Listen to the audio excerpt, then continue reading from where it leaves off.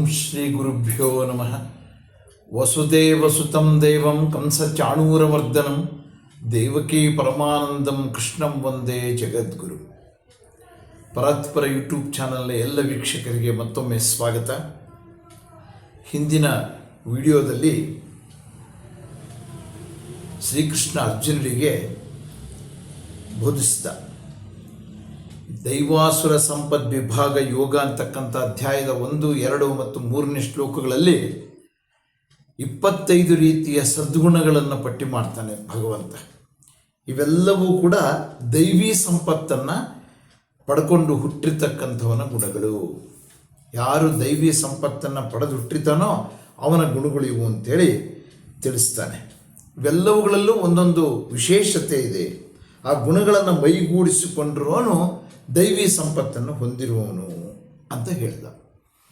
ಮತ್ತೆ ಮುಂದುವರೆದು 4, 5ನೇ ಶ್ಲೋಕಗಳಲ್ಲಿ ಏನನ್ನು ಹೇಳ್ತಾ ಇದ್ದಾನೆ ಅಂತ ನೋಡೋಣ. ದಂಭೋ ದರ್ಪೋಭಿಮಾನಶ್ಚ ಕ್ರೋಧ ಪಾರುಷ್ಯಮೇವಚ ಅಜ್ಞಾನಂ ಚಾಭಿಜಾತಸ್ಯ ಪಾರ್ಥ ಸಂಪದಮಾಸುರೀಂ ಅಂತ ಹೇಳಿದ.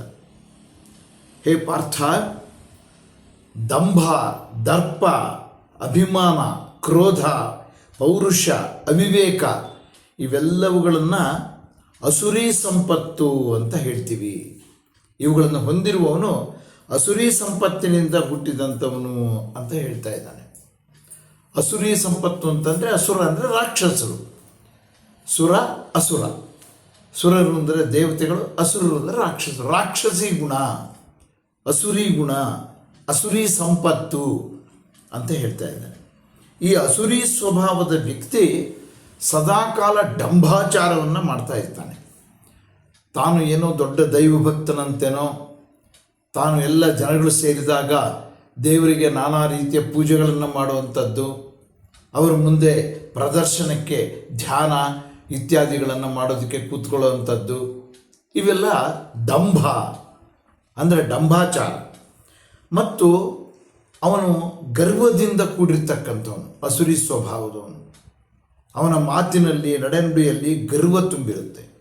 ಮತ್ತು ಅವನು ದುರಭಿಮಾನಿಯಾಗಿರ್ತಾನೆ. ಅಂದರೆ ಬೇರೆಯವರ ಅಭಿಮಾನಕ್ಕೆ ಧಕ್ಕೆ ಆದರೂ ಪರವಾಗಿಲ್ಲ, ತನ್ನ ಅಭಿಮಾನಕ್ಕೆ ಕುಂದು ಬರಬಾರ್ದು. ಅದು ದುರಭಿಮಾನ. ಅಭಿಮಾನ ಇರಬೇಕು, ಆದರೆ ದುರಭಿಮಾನ ಇರಬಾರ್ದು.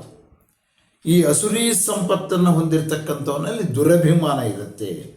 ಬೇರೆಯವರನ್ನ ನೋಯಿಸುವಂಥ ರೀತಿಯಲ್ಲಿ ಮಾತುಗಳನ್ನು ಆಡ್ತಾನವನು. ಅವನ ಮಾತುಗಳಲ್ಲಿ ಕೋಪ ಮತ್ತು ಕ್ರೋಧ ಇವು ಇರ್ತವೆ. ಒರಟಾದ ಮಾತುಗಳನ್ನು ಆಡ್ತಾನೆ. ಅವಿವೇಕದ ವರ್ತನೆಯನ್ನು ಅವನು ಮಾಡ್ತಾನೆ. ಇವೆಲ್ಲ ಗುಣಗಳನ್ನು ಹೊಂದಿರ್ತಾನವನು ಅಂತ ಹೇಳ್ತಾ ಇದ್ದಾನೆ. ಮತ್ತೆ ಮುಂದುವರೆದು 5ನೇ ಶ್ಲೋಕ ಹೀಗೆ ಹೇಳ್ತಾ ಇದ್ದಾನೆ. ದೈವೀ ಸಂಪದ್ವಿಮೋಕ್ಷಾಯ ನಿಬಂಧಾಯ ಸುರೀಮತ ಮಾಶುಚ ಸಂಪದಂ ದೈವೀಂ ಅಭಿಜಾತೋಸಿ ಪಾಂಡವ. ಹೇ ಅರ್ಜುನ, ಪಾಂಡವ ಅಂತ ಅಲ್ಲಿ ಕರಿತಾ ಇರೋದು ಅರ್ಜುನನನ್ನು. ದೈವಿ ಸಂಪತ್ತು ಮೋಕ್ಷದಾಯಕವಾದಂಥದ್ದು. ಅಸುರಿ ಸಂಪತ್ತು ಬಂಧನದಲ್ಲಿ ತೊಡಗಿಸುವಂಥದ್ದು. ಆದ್ದರಿಂದ ನೀನು ವಿಷಾದಿಸಬೇಡ, ನೀನು ದೈವಿ ಸಂಪತ್ತನ್ನು ಪಡೆದು ಹುಟ್ಟಿದೀಯಾ ಅಂತ ಹೇಳ್ತಾ ಇದ್ದಾನೆ ಭಗವಂತ. ಈ ದೈವಿ ಸಂಪತ್ತನ್ನು ಹೊಂದಿದವರು ಮೋಕ್ಷಕ್ಕೆ ದಾರಿಯನ್ನು ಕಂಡುಕೊಳ್ತಾರೆ. ಸದಾಕಾಲ ಜೀವನ ಪರ್ಯಂತ ಯಾರು ದೈವಿ ಸಂಪತ್ತನ್ನೇ ಅನುಸರಿಸಿಕೊಂಡು ಹೋಗ್ತಾನೋ ಅವನಿಗೆ ಮೋಕ್ಷ ಪ್ರಾಪ್ತಿ ಆಗುತ್ತೆ. ಅಸುರಿ ಸಂಪತ್ತನ್ನು ಹೊಂದಿದಂಥವನು ಸಂಸಾರದ ಬಂಧನಕ್ಕೆ ಒಳಗಾಗಿ ನಾನಾ ರೀತಿಯ ದುಷ್ಕೃತ್ಯಗಳನ್ನು, ನಾನಾ ರೀತಿಯ ಕೆಟ್ಟ ಪ್ರವೃತ್ತಿಯನ್ನು ಮಾಡ್ತಾನೆ. ಯಾಕೆಂದರೆ ಅವನು ಬಂಧನದಲ್ಲಿ ತೊಡಗಿರ್ತಕ್ಕಂಥವನು. ಆ ಬಂಧನದಲ್ಲಿ ತಾನು ಜಯಿಸಬೇಕು, ತಾನೊಬ್ಬನೇ ಜಯಿಸಬೇಕು, ತಾನೊಬ್ಬನೇ ಗೆಲ್ಲಬೇಕು, ತಾನೊಬ್ಬನೇ ಶ್ರೀಮಂತನಾಗಬೇಕು, ತನ್ನ ಮಾತೇ ನಡಿಬೇಕು. ಇವೆಲ್ಲ ಯಾವಾಗ ಬರುತ್ತೆ, ಅವನ ಪ್ರವೃತ್ತಿ ಕೆಟ್ಟದಾಗಿರುತ್ತೆ. ಅದು ಅಸುರಿ ಪ್ರವೃತ್ತಿ. ನೀನು ಚಿಂತೆ ಮಾಡಬೇಡ ಅರ್ಜುನ, ನಿನ್ನಲ್ಲಿ ದೈವಿ ಸಂಪತ್ತಿದೆ ಅಂತ ಹೇಳ್ತಾ ಇದ್ದಾನೆ ಭಗವಂತ. ಯಾಕೆಂತಂದರೆ ಪ್ರಾರಂಭದಲ್ಲೇ ಅರ್ಜುನ ಕೌರವರ ಮೇಲೆ ಯುದ್ಧವನ್ನು ಸಾರಿ ಕೌರವರಲ್ಲಿನ ತನ್ನ ಅಜ್ಜನನ್ನು ಮತ್ತು ತನ್ನ ದಾಯಾದಿಗಳನ್ನು, ಗುರುಗಳನ್ನು, ಎಲ್ಲ ಬಂಧುಗಳನ್ನು ಕೊಲ್ಲೋದಕ್ಕೆ ಸಾಧ್ಯ ಆಗುತ್ತಾ ಅನ್ನುವಂಥ ಮಾತುಗಳನ್ನು ಆಡಿದ್ದನ್ನು ನಾವು ನೋಡಿದ್ವಿ. ಅದು ಎಲ್ಲ ಅಸುರಿ ಸಂಪತ್ತು ಅಂತ ಭಾವಿಸಿದಾನೇನೋ ಇನ್ನೂ ಕೂಡ ಅರ್ಜುನ ಅಂಥೇಳಿಬಿಟ್ಟು ಶ್ರೀಕೃಷ್ಣ ಅವನಿಗೆ ಸಮಾಧಾನ ಹೇಳ್ತಾ ಇದ್ದಾನೆ.